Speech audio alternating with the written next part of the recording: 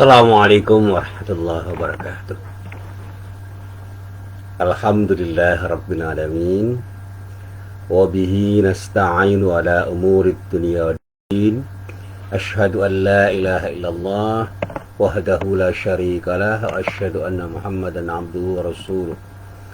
Allahumma salli wa sallim ala nabiyyina Muhammad wa ala alihi wa sahbihi wa man walah. Amma ba'd. Para jamaah yang dirahmati Allah, alhamdulillah pagi ini kita bisa bertemu lagi, dan kita senantiasa berharap mudah-mudahan setiap pertemuan kita benar-benar menjadi pertemuan yang mendapatkan ridho dari Allah Subhanahu wa ta'ala. Amin. Para jamaah yang dirahmati Allah, hari ini saya bukan terpaksa dalam pengertian tidak nyaman ya. Terpaksa dalam pengertian sangat butuh. Dan ini merupakan sesuatu yang mengharuskan saya berbicara. Kenapa? Karena dalam banyak hal saya melihat sekarang orang agak sulit mengendalikan cara bicaranya.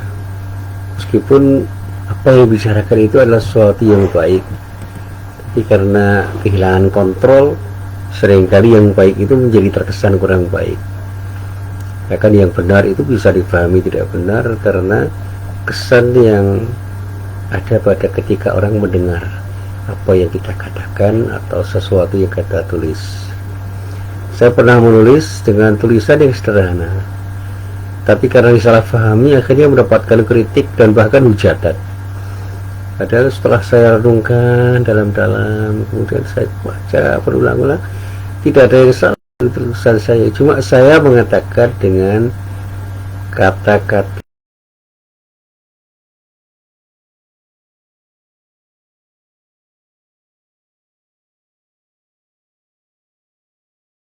jadi tidak nyaman karena ada satu atau dua kata yang menurut orang yang tidak paham dengan apa yang saya sampaikan itu adalah sebuah penghinaan, pelecehan atau pernyataan yang sedikit merendahkan bagi orang yang disebut. Kebetulan yang saya sebut itu adalah orang-orang di generasi sahabat. Saya hanya mengatakan di zaman sahabat pun ada orang munafik. Saya katakan di zaman sahabat pun ada orang munafik, tetapi dipahami bahwa saya mengatakan ada beberapa orang sahabat yang bersifat nifak, punya sifat munafik, atau dalam bahasa sederhana saya menuduh beberapa orang sahabat itu orang munafik. Padahal saya tidak mengatakan begitu. Konteksnya itu di zaman Nabi ada orang munafik, di zaman sahabat ada orang munafik, di zaman kita pun ada orang munafik itu dengan kriteria yang sama seperti yang disebutkan oleh Rasulullah. Yang kriteria utama yang paling banyak adalah suka berbohong, suka menyalahi janji, suka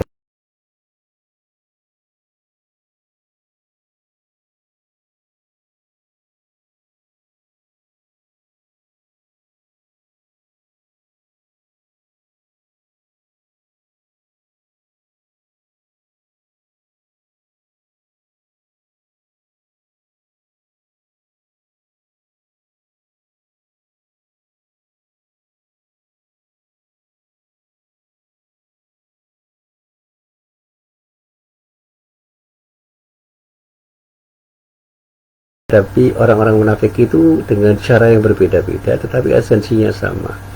Sangat berhati-hati karena orang-orang munafik itu memang sulit untuk difahami, untuk dimengerti siapa mereka, karena mereka biasanya lihai, apalagi ketika mereka punya ilmu, mereka punya jabatan, mereka punya kemampuan untuk berbicara, punya kemampuan untuk menulis. Ya, mereka akan bisa berkilah dengan kilah yang bermacam-macam.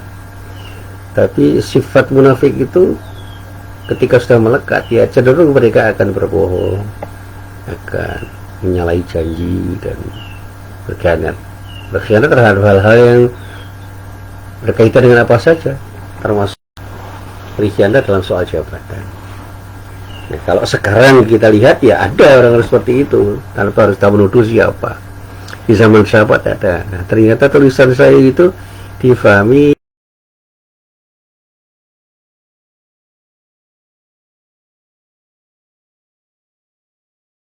saya beristighfar berkali-kali.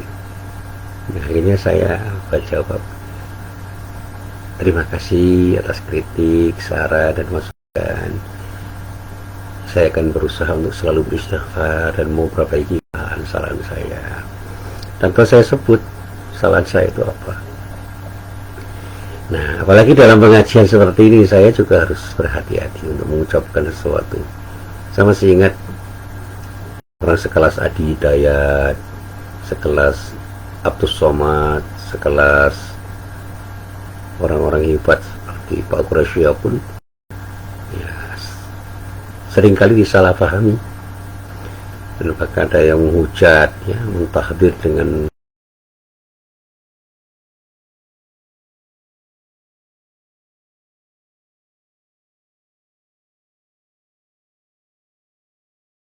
hujatan-hujatan, celaan-celaan yang seharusnya tidak terjadi.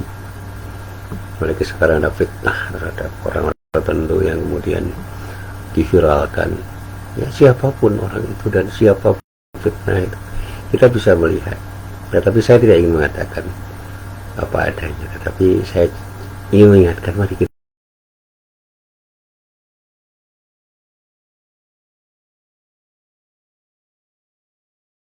saran, masukan, atau kritik pada orang lain. Mari kita bersikap bijak, dan sikap bijak itu mengisyaratkan bahwa kita ini harus proporsional di dalam berkata-kata, di dalam bertindak, di dalam menulis, dan di dalam apa saja ketika kita berinteraksi dengan orang lain.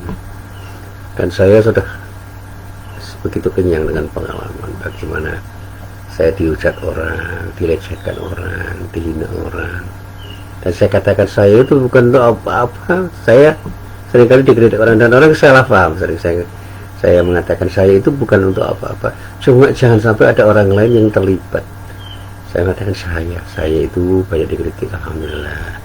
Dengan kritik itu saya bisa berkembang. Itu bukan karena saya orang baik atau saya seperti apa.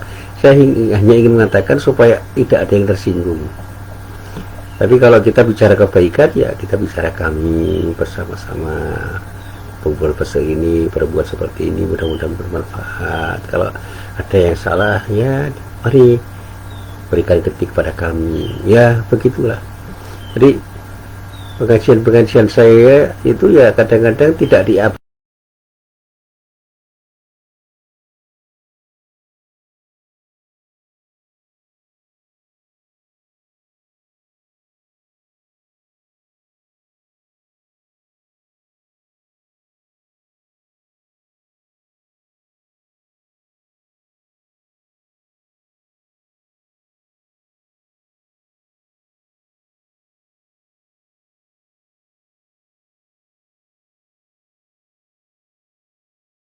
Ingin mengatakan bahwa kita ini perlu punya adab, tata krama.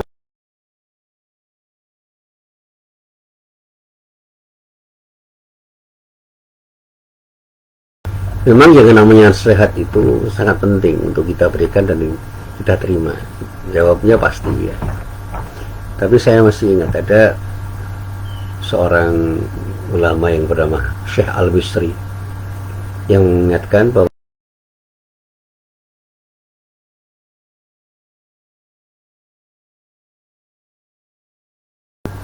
nasihat diri sendiri. Dia mengatakan seseorang harus mau menasihati diri mereka sendiri sebelum menasihati orang lain. Mereka yang menipu dirinya sendiri, dia katakan kalau Syekh Al-Bisri itu, mereka yang menipu diri mereka sendiri tidak bisa diharapkan dapat menasihati orang lain. Artinya apa?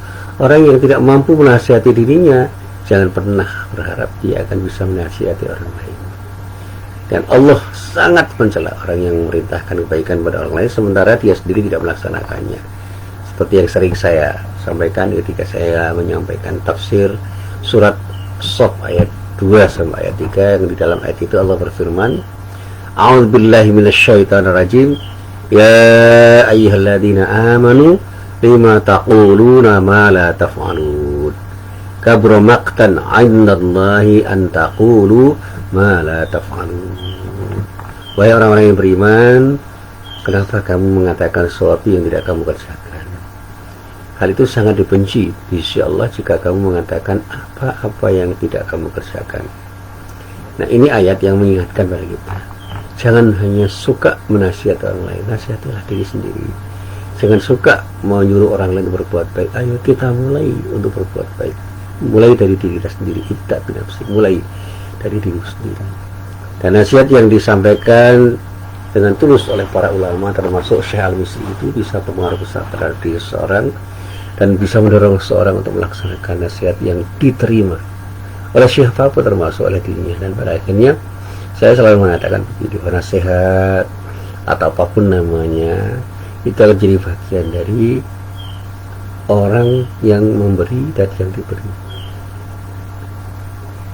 Kita bisa mengingatkan kebenaran, bisa mengingatkan sesuatu yang benar dan salah, bisa mengingatkan pada orang, tapi pergilah bahwa orang pun ya kepingin mengingat.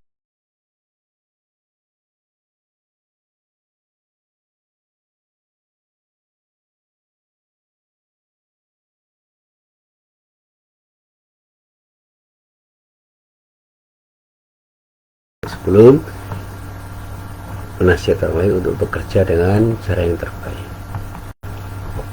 Rasulullah pernah mengatakan dalam sebuah sabdanya, ad-dinu nasihat, agama itu intisarinya ya nasihat sebenarnya. Jadi agama itu ya nasihat. Agama itu ya nasihat. Jadi apa yang dikatakan Rasulullah sebagaimana yang bisa kita lacak di dalam kitab Sahih Bukhari maupun kitab Sahih Muslim dari seorang sahabat yang bernama Tamim Ad-Dari, itu luar biasa kalau kita coba untuk kita urai. Rasulullah mengatakan ad-dinun nasihat. Jadi intisari agama itu nasihat untuk siapapun. Dalam hadisnya dikatakan untuk Allah, untuk Rasulnya, untuk para pemimpin, untuk orang Islam semuanya. Dari apa? Semuanya itu perlu nasihat, artinya perlu sesuatu yang bisa memberikan kebaikan kepada dirinya dan bisa memberikan kepada orang lain. Allah itu tidak perlu nasihati, ya, tetapi Allah punya sesuatu yang intisarinya itu adalah nasihat. Ya, kalau kita bicara nasihat, itu adalah sesuatu yang baik. Kita lakukan dengan sejujur-jujurnya, seikhlas-ikhlasnya, dan kata-kata yang dipergunakan di dalam nasihat itu adalah kata-kata yang seharusnya mengungkapkan keinginan yang baik dari seseorang pada orang lain, atau dari kelompok orang pada kelompok orang lain, atau sebaliknya. Jadi kalau orang bicara nasihat itu bicara tentang ajakan yang baik. Memberi nasihat pada orang lain adalah mengajak orang lain untuk melaksanakan sesuatu yang mengandung kebaikan.